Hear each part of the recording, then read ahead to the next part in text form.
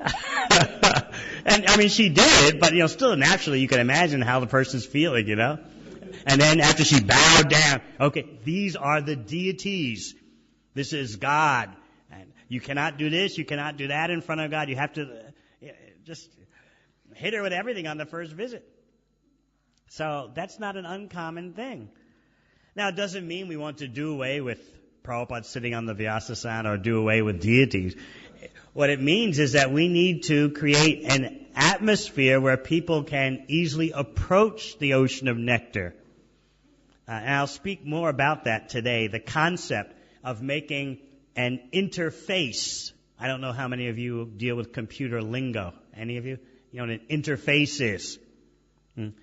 Just like Windows. Windows, I don't know how it is now, but Windows started off as an interface, hiding you from the arcane or the difficult DOS commands.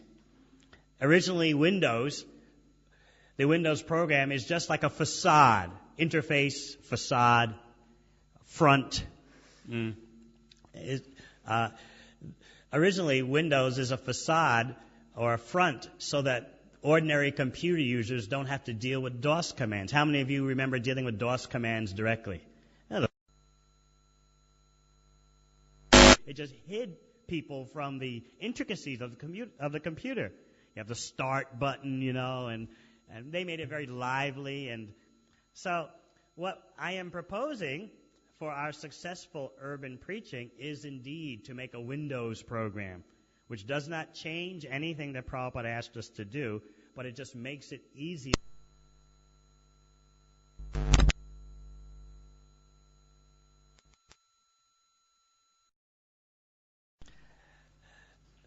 Prayena Devamunaya Swavamukti Kama Monam Charati Vijane Na Parata Nishta Naitan Vahaya Kripanan Vimamuksha Eko Nanyadtvarasya Sharanam Brahmaton Nupashye.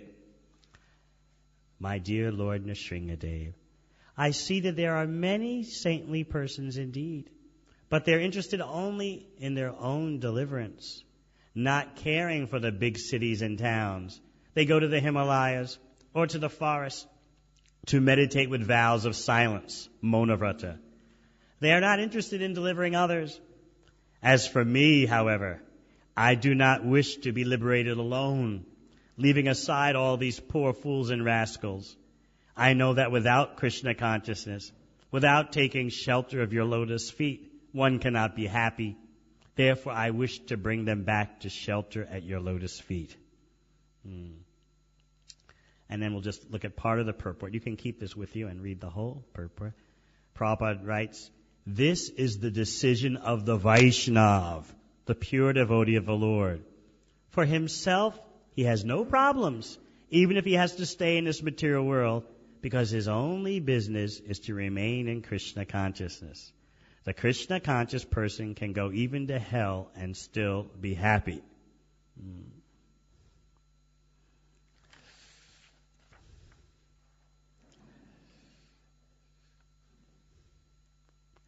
And then we go to the end, the last paragraph.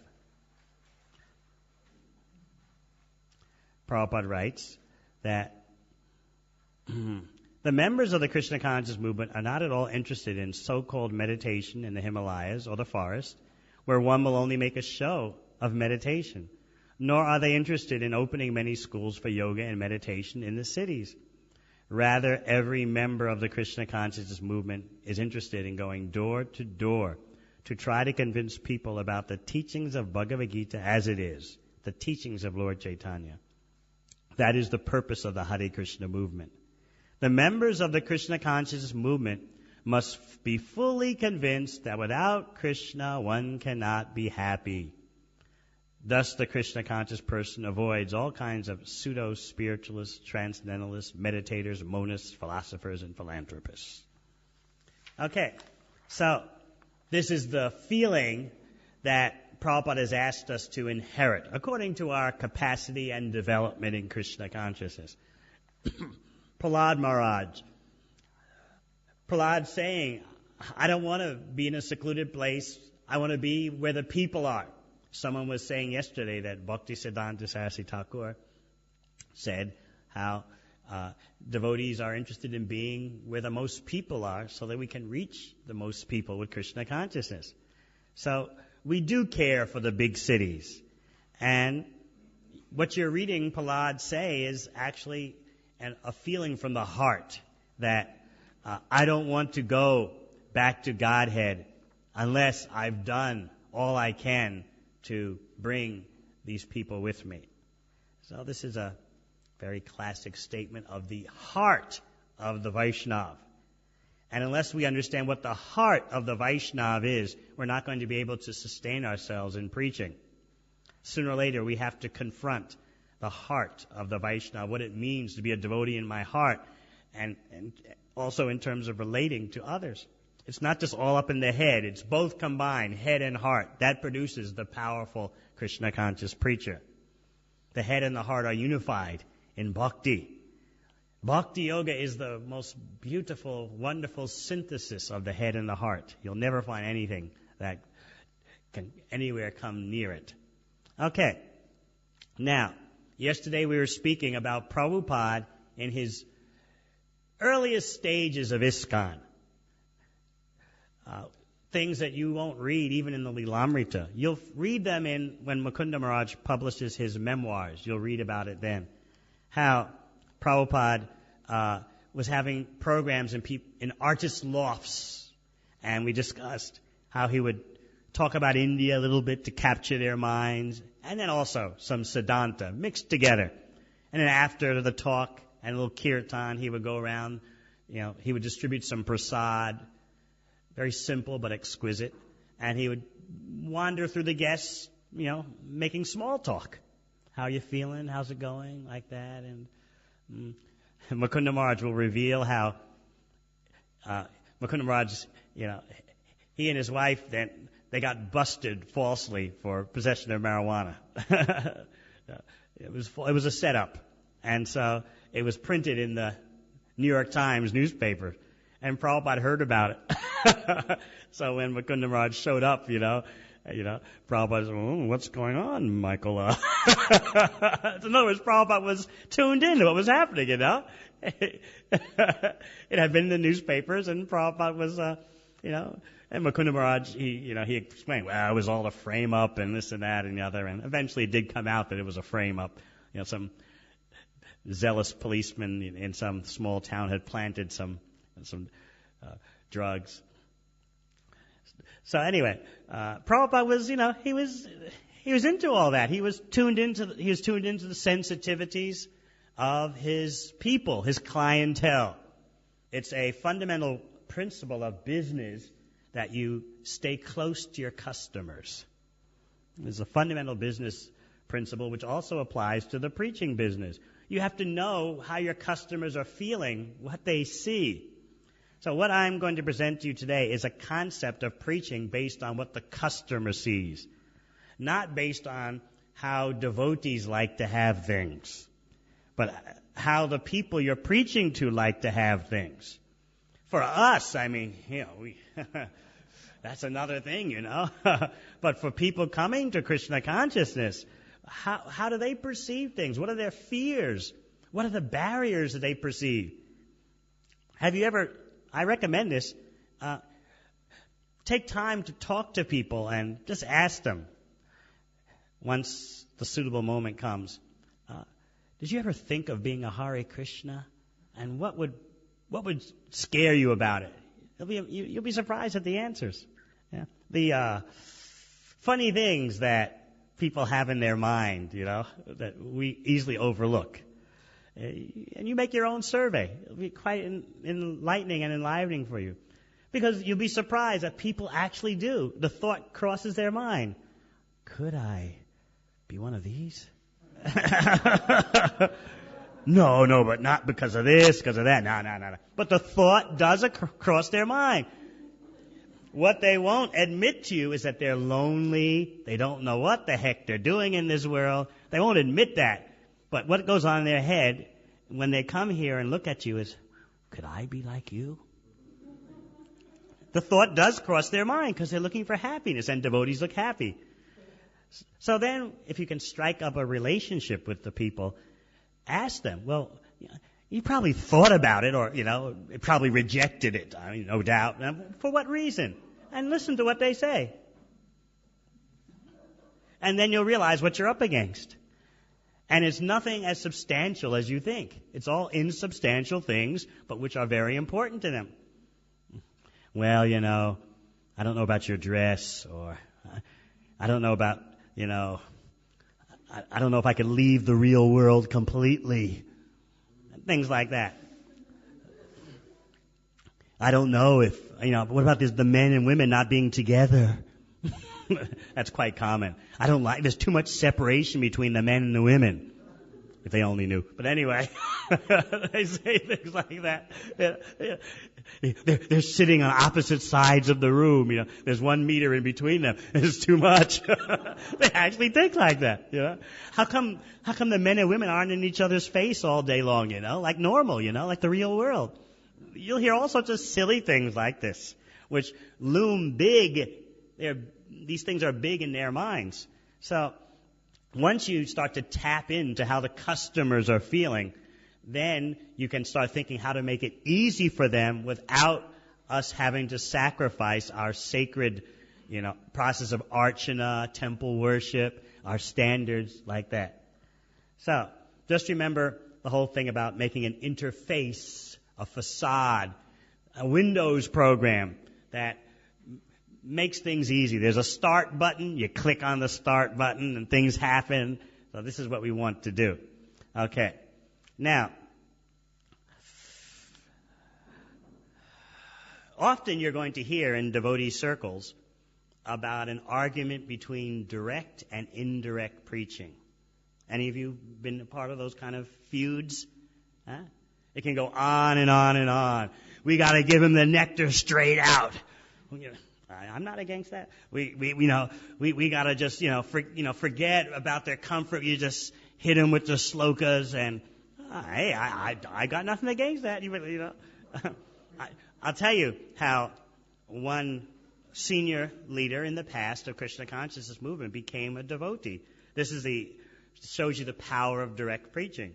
He became one of the most important leaders of the time in Prabhupada's movement. He met a Sankirtan devotee on the street, a godbrother named Lochan. You know Lochan? Yeah. And this was Rameshwar. So Lochan, he's a simple devotee. I think artist. Simple. He just, he was on Sankirtan because everybody did Sankirtan back then, There was no question of not doing it. Things were simple back then, Prabhupada was there all the time, and everything was, you've seen the classic Harinam pictures,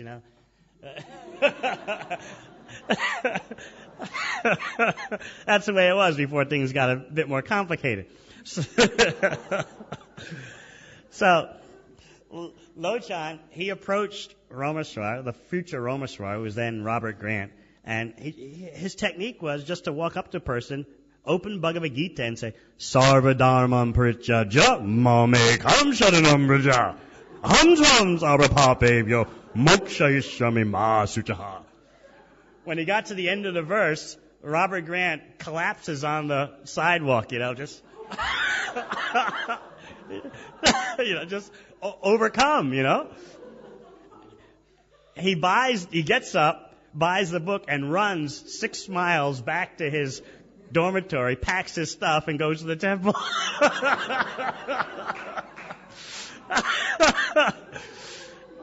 Of course, it's obviously a very rare case. I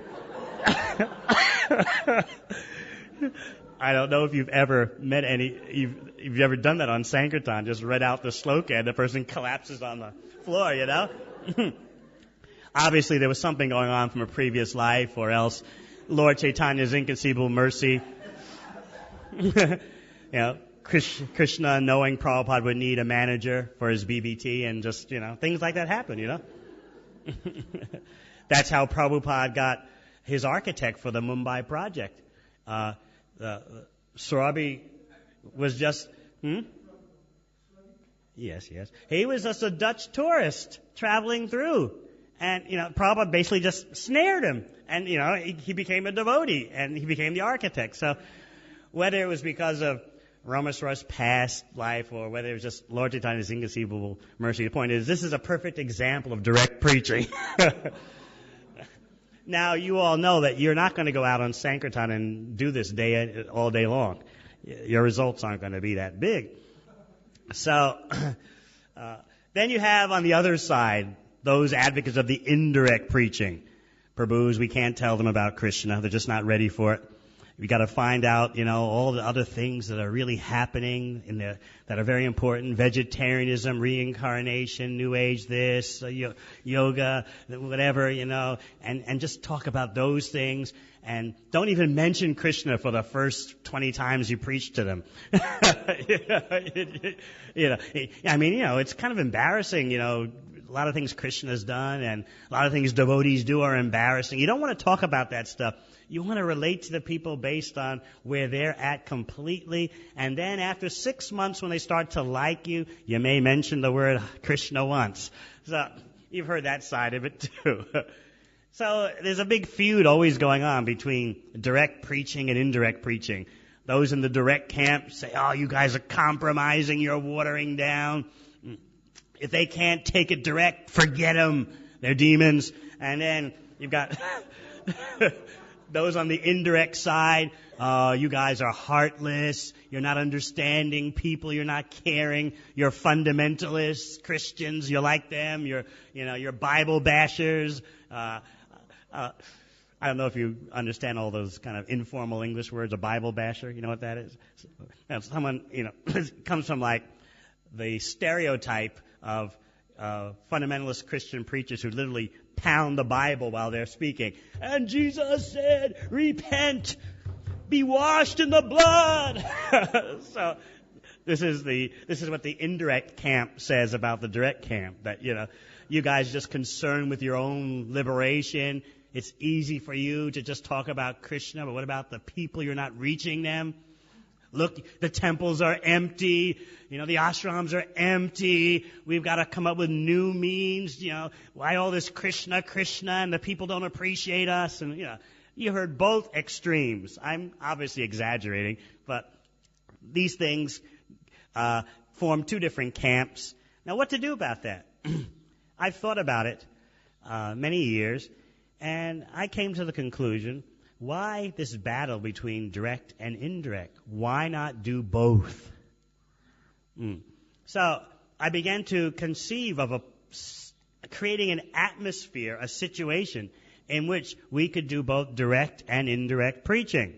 In other words, to appeal to those who are fortunate enough to directly latch on to Krishna, as well as to somehow engage people who are not immediately attracted to Krishna.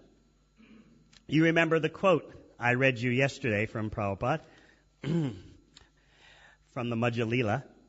The Krishna consciousness movement is meant to attract all types of men, even those who desire things other than the Lord's devotional service. Through the association of devotees, they gradually begin to render service. This is how broad Prabhupada is, without compromising. So I wanted to think of a situation how we could indeed attract all types of persons, even those who desire things other than devotional service, and then give them the association of devotees so that they'll gradually begin to render devotional service. And another thing I noticed, the practicalities.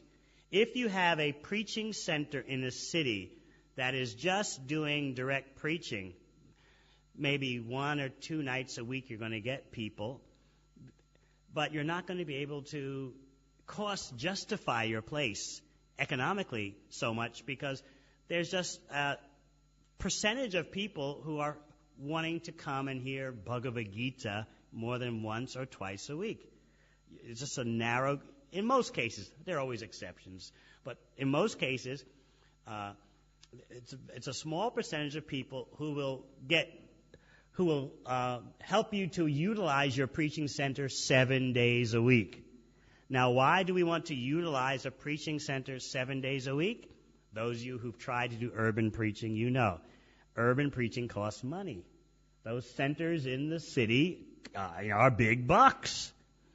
That's the advantage of living out here in the country. I mean, what does it cost to get a storefront or some kind of building in the village next to here as compared to Brussels. The center of Brussels. There's a huge difference. So you're dealing with the economic realities also. So I've seen that if you just open your doors for those who are the fortunate souls who are going to come once or twice a week simply to hear about Bhagavad Gita, you're going to be, your doors are going to be closed probably 4 days out of 7, which is economic suicide when you've got to pay rent or a mortgage for a building. So I thought, how do I get 7-day-a-week use out of this building that devotees are sacrificing so much to pay the rent and the mortgage?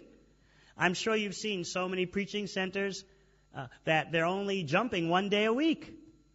Okay, it's Sunday feast, Haribol, and some people come on Sunday. Maybe you can stretch it to another day during the week. But meanwhile, you are paying for a building 7 days a week. You're paying, and the building's only being used once or twice a week. This is the problem so many Christian churches face.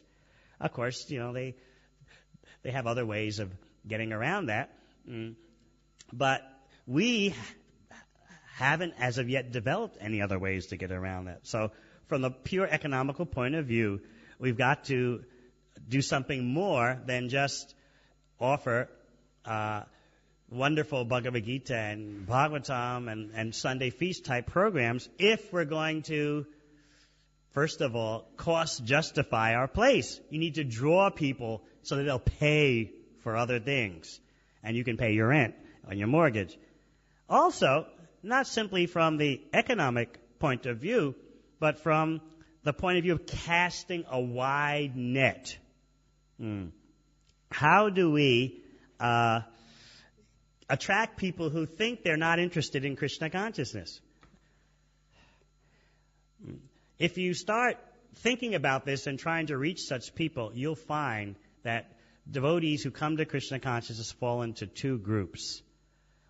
Once you start to cast a wider net, you'll find out there were some who were Krishna from the very beginning, as soon as they heard about it.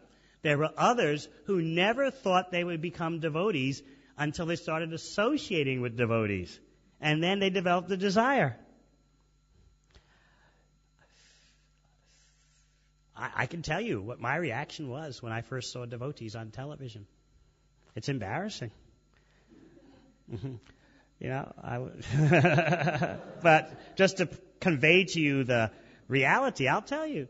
I was in my last month at Yale University, the supreme destination of students in the USA, and my roommate and I, we turned on the television to get some relief from our final exam preparations.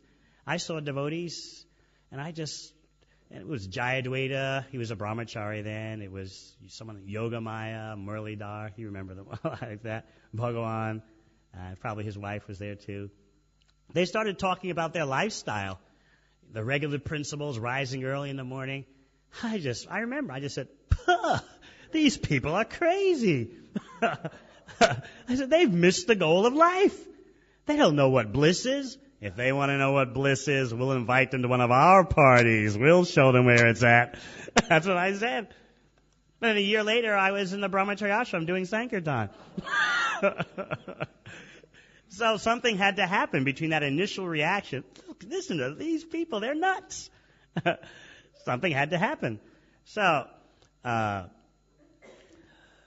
what did happen in a nutshell was, first of all, I ran into Prabhupada's books, and I read them at home for 6 months straight for 4 hours a day, but I never wanted anything to do with devotees.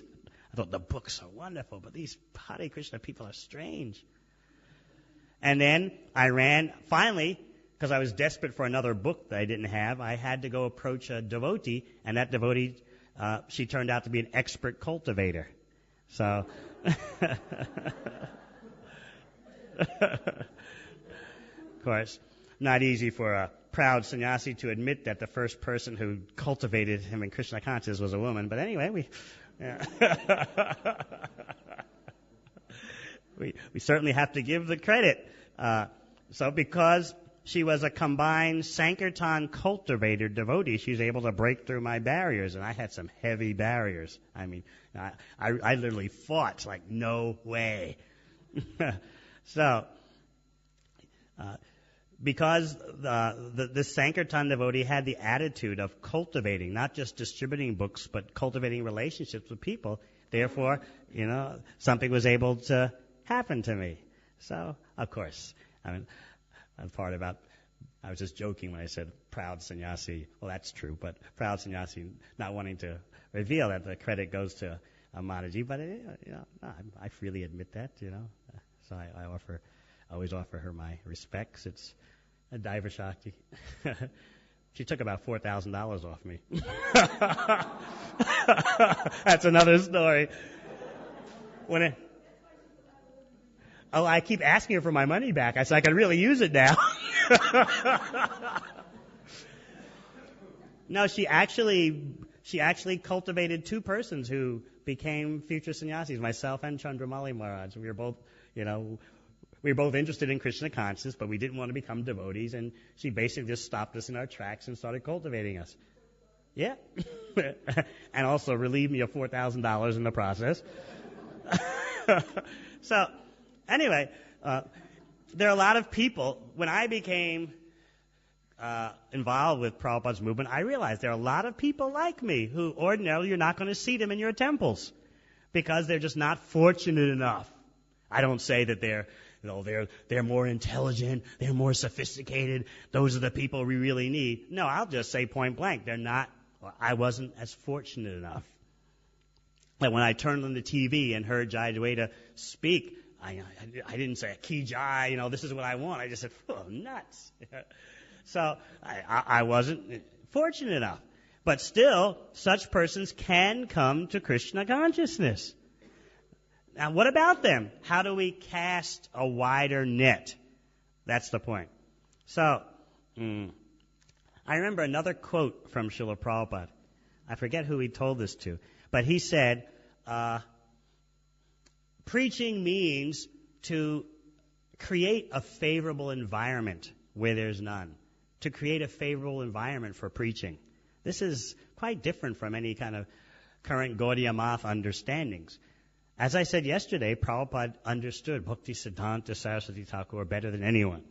So, he's saying, if you find that the atmosphere is not favorable for preaching, preaching means to do the things to create a favorable atmosphere. So, I began to think, how does someone like me come to Krishna consciousness? I was not, going to come ordinarily.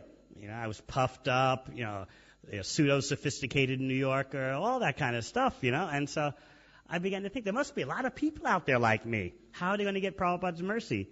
So then I began to study Prabhupada's vision. And I gave you some insights of what Prabhupada, how radical, quote unquote, Prabhupada could be. Just like when they got the Los Angeles temple and Prabhupada told them, keep the church seats in there. He wants lectures and a podium and the devotee to speak from the podium. He had another devotee get on the organ and play the organ, play Hare Krishna on the organ. And Prabhupada said, play it. The devotee was shocked. Oh, Prabhupada, you played organ? We're devotees, No, play the organ. So he got on the organ and, played Hare Krishna. So, now I'll tell you a statement some of you may have heard and some of you may not. It's a forgotten statement by Prabhupada. Mukunda Maharaj reminded me of it when he was telling me, again, you're not doing anything new. This is actually what Prabhupada wanted.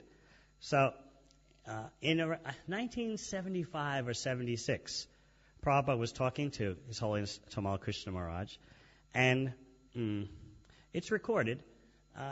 Prabhupada told him, I think we have enough temples. I don't think we need any more temples. This is 1976 or so. What we need is restaurants combined with reading rooms so people can come, take prasad, and have some ambient, comfortable atmosphere to peruse the books and approach Krishna consciousness in that way. So, this is Prabhupada, always thinking big, always thinking how to get everyone to come to Krishna consciousness. So just think about that. Prabhupada was saying, he dared to say in 1976, amidst all his success, I think we've got enough temples. I don't think we need any more. What I would like is restaurants combined with, in other words, cultivation facilities. That's what Prabhupada said. So this gives you insight into how compassionate Prabhupada is, and it gives us scope for thinking how we can attract people to take up Krishna's service. First, we've got to resolve the direct versus indirect feud. I resolved it myself by coming up with an approach that does both things. I figured, why not have it all, you know? Why not do everything? Instead of arguing this one or that one, do both. So I came up with a strategy that some days of the week at the preaching center, it's direct preaching. And, you know, the Haris fly the flag in the people's face, you know. I'm all for that, you know. And other days, we do indirect things just to get people to come into the door. So we started doing things like yoga, Ayurveda. Leeladhar Gupta, he began with me in New Zealand about 8 years ago, the Ayurvedic teacher. We helped him to learn how to deal with Westerners, how to present Ayurveda to Westerners. So he was one of the, you know, I call it like Sankirtan paraphernalia. It's the only kind of Sankirtan paraphernalia I deal with. I myself, I'm completely into book distribution, but you know, you need some events to put on the marquee. Marquee, you have that word? You need, you know, if you just put Bhagavad Gita class, you're going to get people coming once or twice a week. But I wanted a 7-day-a-week flow of people to economically justify the place, and more importantly, to bring you in contact with all kinds of candidates for preaching. Because not everyone's going to come for Bhagavad Gita. I said, okay, we'll throw at you yoga, whatever, martial arts, Ayurveda, vegetarian cooking, whatever talent's around, we'll put it on the marquee. Come, and you pay for it. If you don't want to hear about Krishna directly, you pay. Fair enough, right? Nothing's free. Also, in formulating this urban preaching concept, from the very beginning, I thought nothing is going to be free, because I saw at any respectable place they always charge. Why are the Hare Krishnas always afraid to charge something? The hippie days ended 20 years ago, you know, and here we are still calling our Sunday programs love feasts.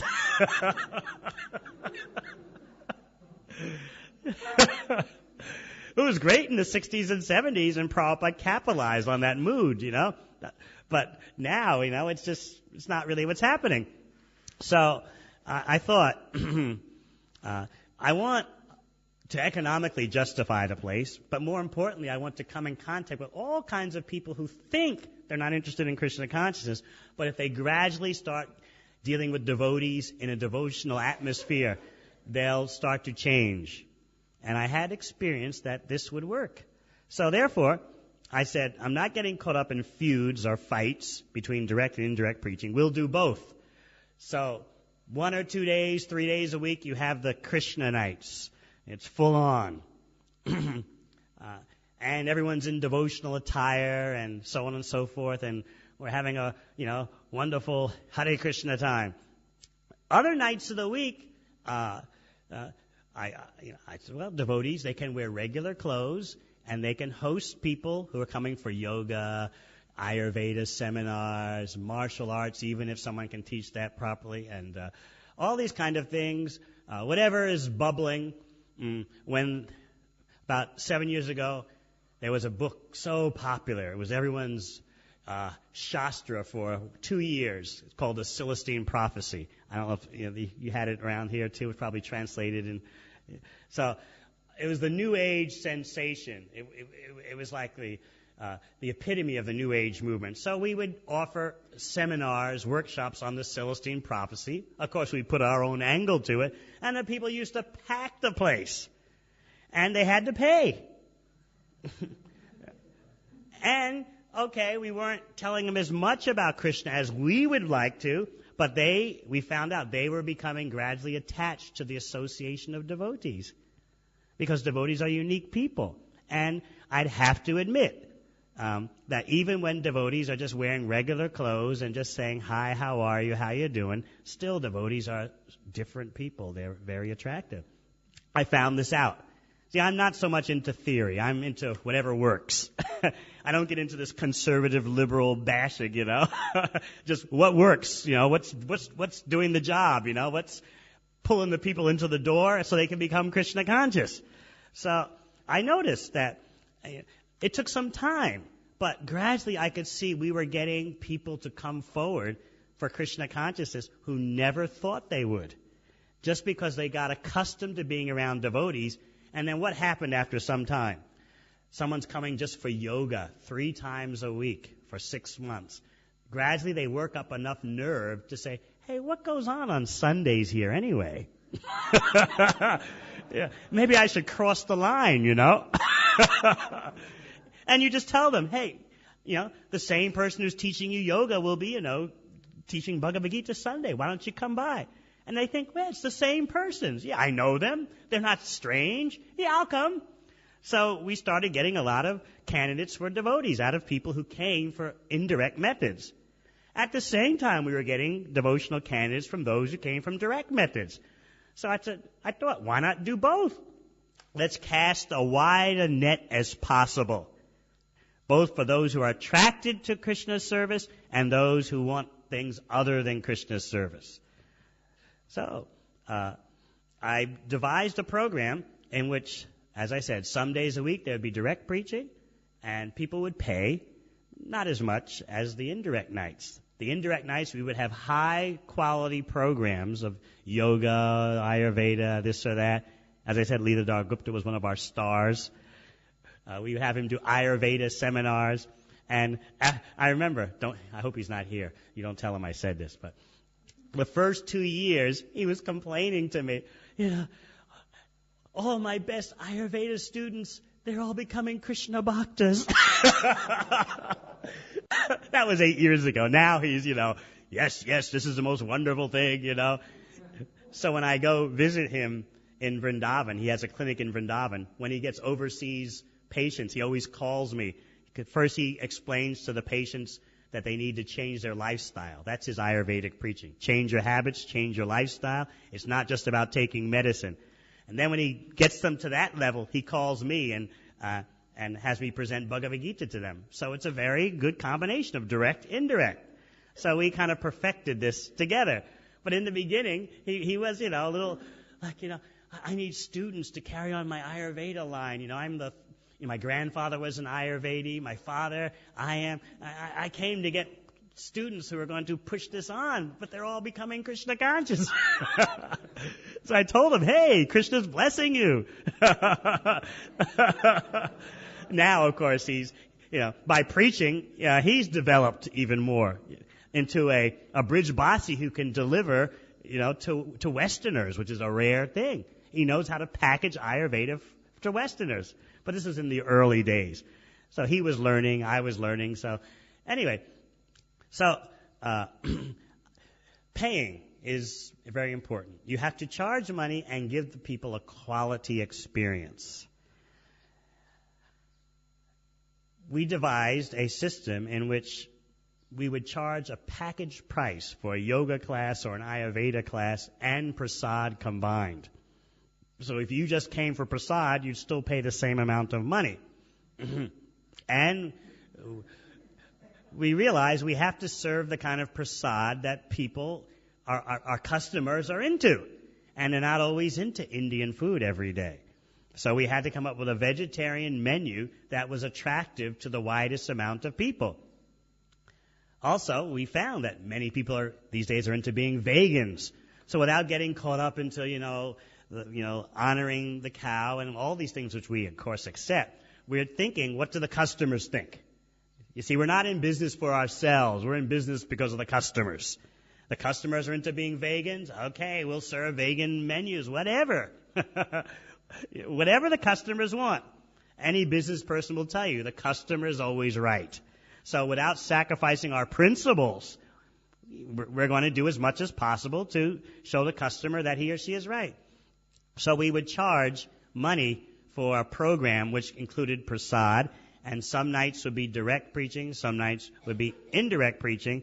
In this way, we want to give people a chance to plug in somewhere. I remember when I was a Sankirtan devotee, I used to love to go to like the center of the city. In European cities, often you have a square in the center. Is Brussels still like that? They have a main square in the center, or many towns are like that. And, you go distribute in the central square, the business district of the city, and there's all kinds of people always streaming by you, all types, and you get to try to approach them in Krishna consciousness. I got so frustrated. Why is it that when we go to our temples, we get just a narrow trickle of people? Why can't we devise a method in which all kinds of persons can walk through our door? Of course, you're doing like that at Radha Desh. You're getting so many buses coming. How to do that in the city, though? That was a challenge I was facing.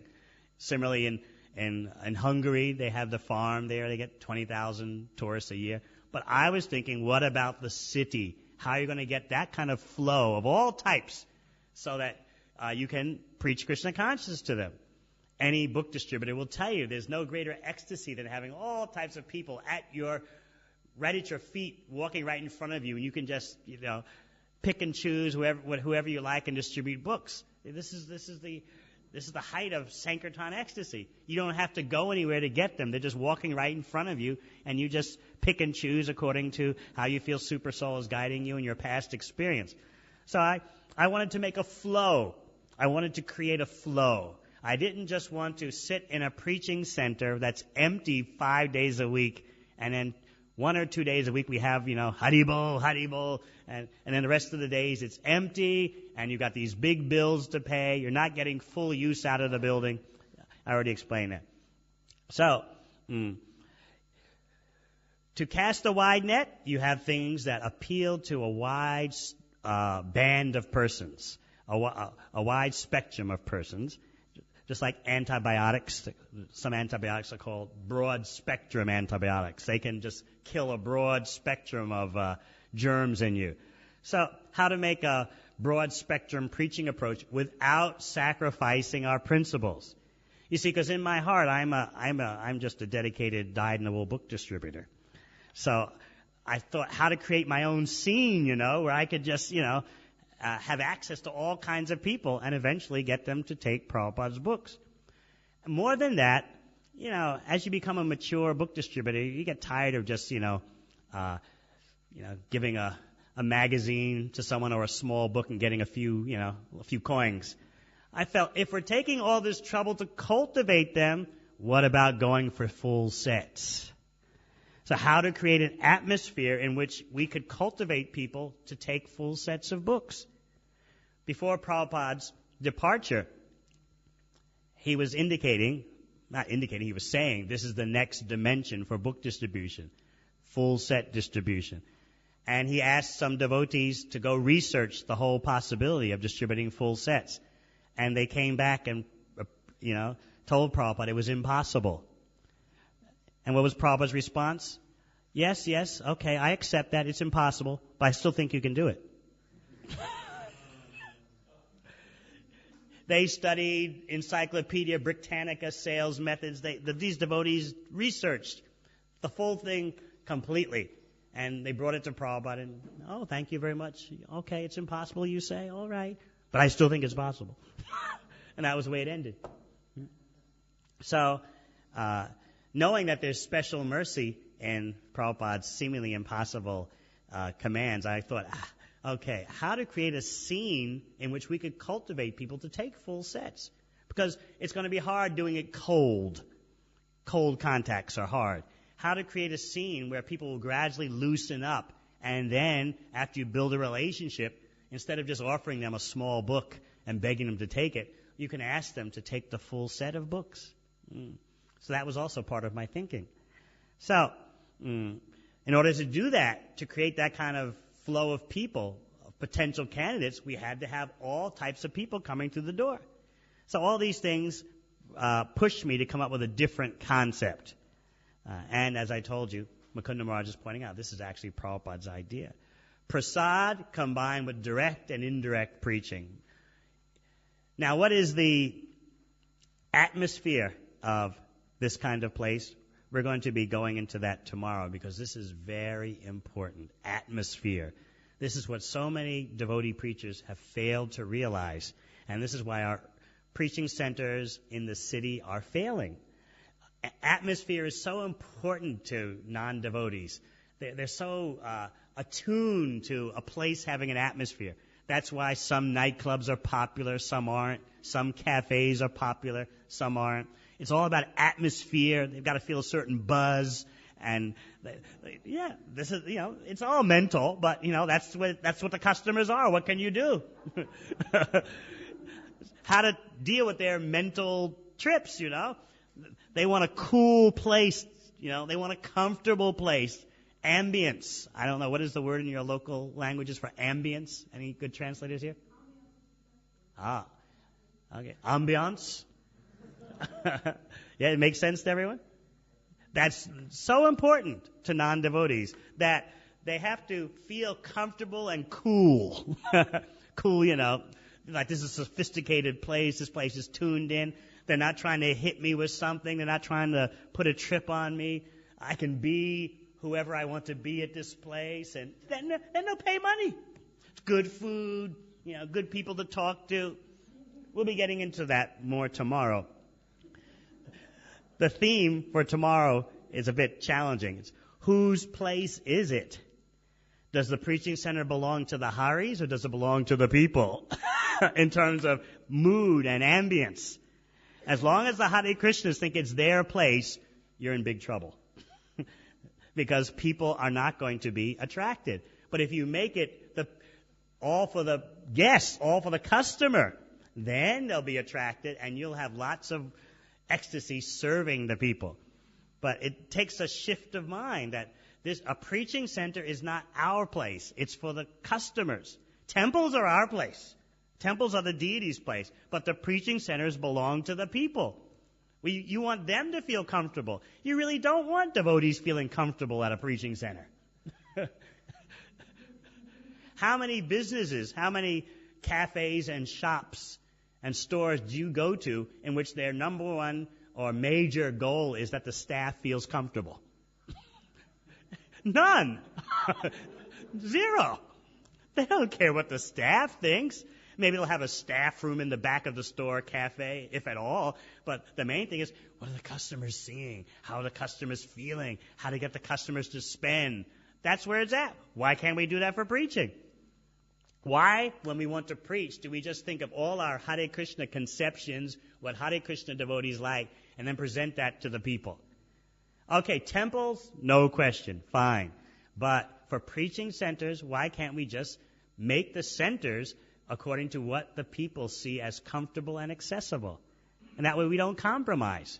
You want the full-on Gaudiya Vaishnavism? We've got so many temples. But we've got a responsibility to reach out to the people. And Prabhupada himself recognized that not everybody's going to be attracted to a temple. But he wanted to reach everyone. So I think that if we change the atmosphere in our preaching centers, we'll make a big step forward. But that's a big subject. We'll be talking about that tomorrow. What it is that the customers expect and want. But for now, for today, we're going to conclude by discussing the concept, the whole idea of casting a wide net, resolving the contradiction between direct and indirect preaching, dealing with all types of people, the ability of a devotee to one day, if he wants to, wear devotional clothes, the next day do a program with regular clothes. Prabhupada himself talks about that in the 8th canto of Bhagavatam, even in reference to sannyasis. Prabhupada writes in the 8th canto purport, sannyasis, in order to preach Krishna conscious philosophy effectively, can wear Western clothes. This is how broad Prabhupada was. Now, it seems since Prabhupada's departure, we've really pushed him into a box. But Prabhupada was very creative without sacrificing his principles. So, for the sake of reaching the people and making them feel comfortable at a preaching center, we can do so many things. Now, I want to emphasize the point that we may have to rethink all our equations, rethink all our concepts. To help you do that, I'm going to pass out something from an organization with over 1 million devotees, full-time devotees. So if someone could please just pass these out. And bear in mind, this organization has over 1 million surrendered devotees.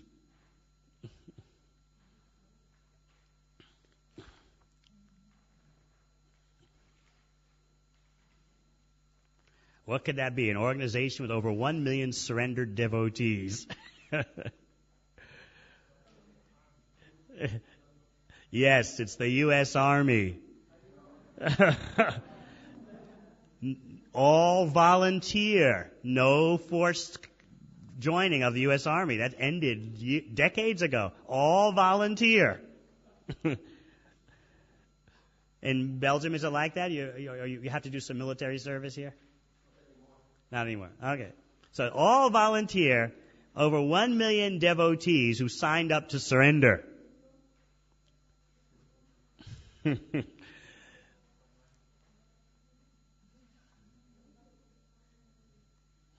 Just pass them out quickly, please. We don't have enough for everybody? Huh? I'll read out the main points. In the back, you don't have enough either? Oh, I'm sorry. Maybe you can share them then? Yeah, thanks a lot. Okay. Now, before you start reading this, let me explain to you the background. The U.S. Army, a few years ago, was facing a recruiting problem. Sounds familiar? Not getting enough manpower to staff its needs. So, they do advertising. Now, they decided to remake their whole advertising approach because they weren't filling their quota. They weren't getting enough manpower to run their operations. So, this is what they did. This is an article from the New York Times. In the most sweeping revision of its marketing practices in 2 decades, the Army this week will scrap its memorable advertising slogan, "Be all you can be," and replace it with one intended to appeal to the individualism and independence of today's youth. Very important point. This is what the Hare Krishnas are up against these days. People are much more individualistic and independent than they were during Prabhupada's time. People are very anti-organization these days, especially when it comes to religion. As Mother Lakshmani pointed out, the New Age has had its effect. Spirituality and organization should not be together. So this has affected us enormously. And it also affected the Army, too.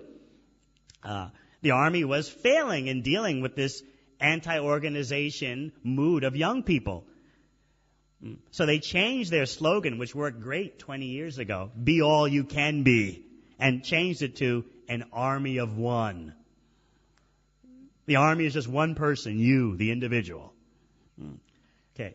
Based on research showing that young people view military life as dehumanizing, the motto will be the centerpiece of a $150 million campaign, so on and so forth and so forth, to bolster the Army's recruiting programs, which have missed their goals 2 of the last 3 years.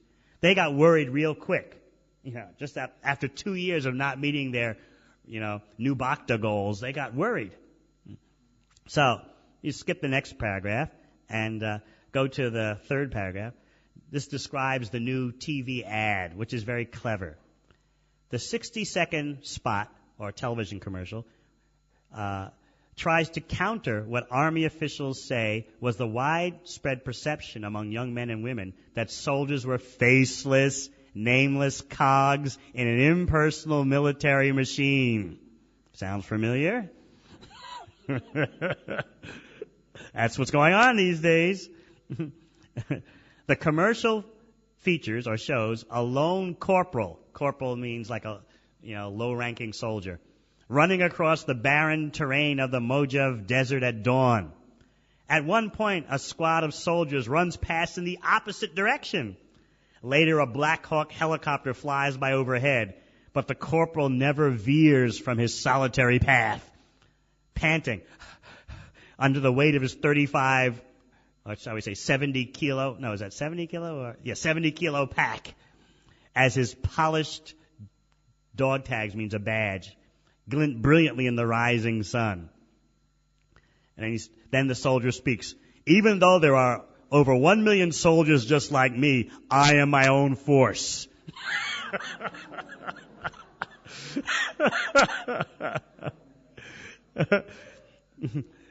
With technology, with training, with support, who I am has become better than who I was. You see the whole... And I'll be the first to tell you, the might of the U.S. Army doesn't lie in numbers. It lies in me. I am an army of one.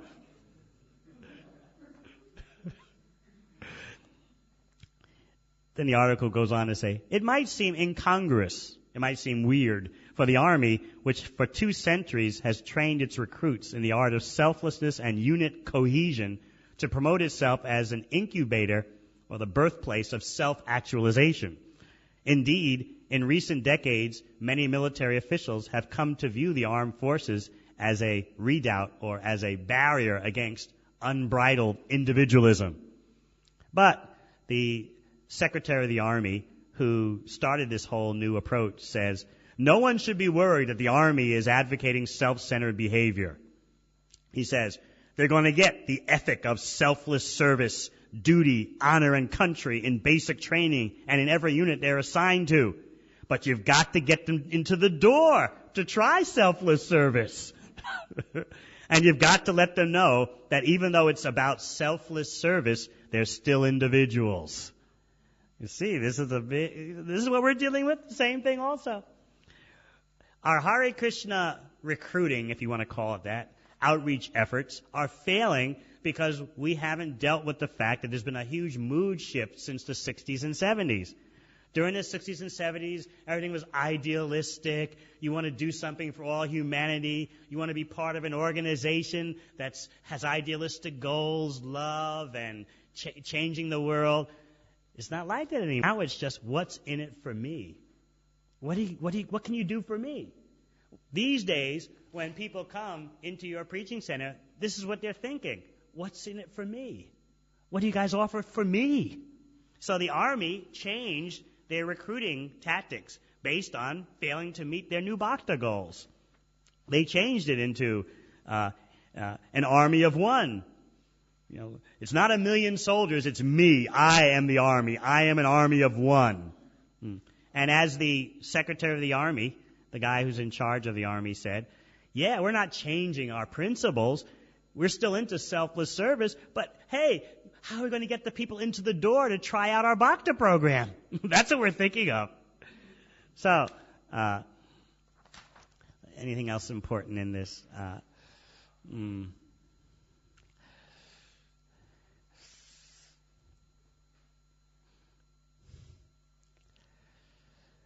They dealt with negative perceptions. In the middle of the other page, the other side, you'll find that.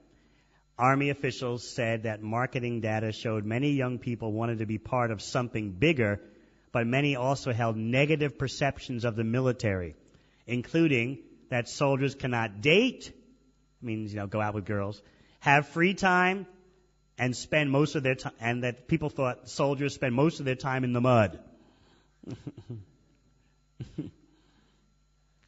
Also, the research suggested a cultural divide, with many saying they did not know or could not identify with anyone in the armed forces. This is an important thing to understand in making a proper preaching center. People have to identify with you in some kind of way. You can't make everything alien to them. It doesn't mean you have to change your principles, but they have to have some hook they can hang their coat on. Something, yeah, I can relate to something here. So this is what the Army found out. So you can study the article more at your own leisure. So there was a big battle in the Army between the conservatives and the liberals. The conservatives hated this. Wait a minute, you're throwing away our sacred principles of duty, selflessness. sacrificing of individuality, complete surrender, pure surrender. You're throwing all that out, and now we've gone completely the other way. And the liberals were saying, hey, we haven't changed anything. We just want to create a proper interface, a proper facade, a Windows program to get the people into the door of our Bhakta program. Then they'll find out what's really going on. How was the whole controversy resolved? The very first year the Army did this, it far surpassed its recruiting goals. Now they're wallowing in manpower and turning people away. Even with the Iraq war going on, they're turning people away. Suddenly the Army's become the cool thing. Individual, I am me. I'm not a squadron. I'm not a battalion. I am me. So now there's no more controversy in the Army because what they did worked. So we could take some note of this. We are being frustrated by a huge change in mentalities since the time when Prabhupada was on the planet, but we really haven't dealt with that. And it's caused us to lose our preaching enthusiasm. It's also caused us to start questioning our basic principles. Maybe we should toss them out. Maybe the regular principles are too tough. Maybe too much chanting, too much this, that. We've gone through a real identity crisis without identifying the cause of that crisis. That the outside world has changed in its mentality. I know we can do as well as we did in the past if we just make some minor superficial adaptations and we rekindle an outgoing, personable effort for reaching people, sharing our lives with them, touching their hearts. That's the main thing. That's why I first gave you this verse by Prahlad Maharaj, which is coming from the heart of a pure Vaishnava. We've become very shy about personal outreach. In general, I've seen this all over the world. No longer are we willing to go the extra kilometer for somebody for the sake of preaching. And that's made a difference in our effect. So how do we create an outreach center in the city where a devotee can go the extra kilometer for the people, sacrifice for the people?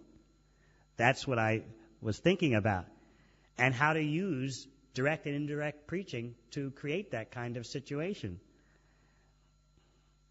So, tomorrow we're going to be talking directly about the place, how its atmosphere is meant to be, how the devotees at such a place should behave, and further topics on further days. We're going to have what attracts the people, and what direction should the people be going in after you cultivate them. Must they go to the temple? Must they join the ashram? If not, what do you do with them? Is it all or nothing? Is it the ashram or bust? Or is it just bhakti vriksha or nothing? Or going to be dealing with all those controversial topics. And the final day we'll be getting into the mechanics, the actual details of how such a place can run. So these are interesting subject matters, and I hope that we can share them with you in the coming days. Do we have time for questions? I think we're about done, aren't we? Yes? Yes. I just had a question. You skipped over one paragraph, but I find that paragraph really interesting.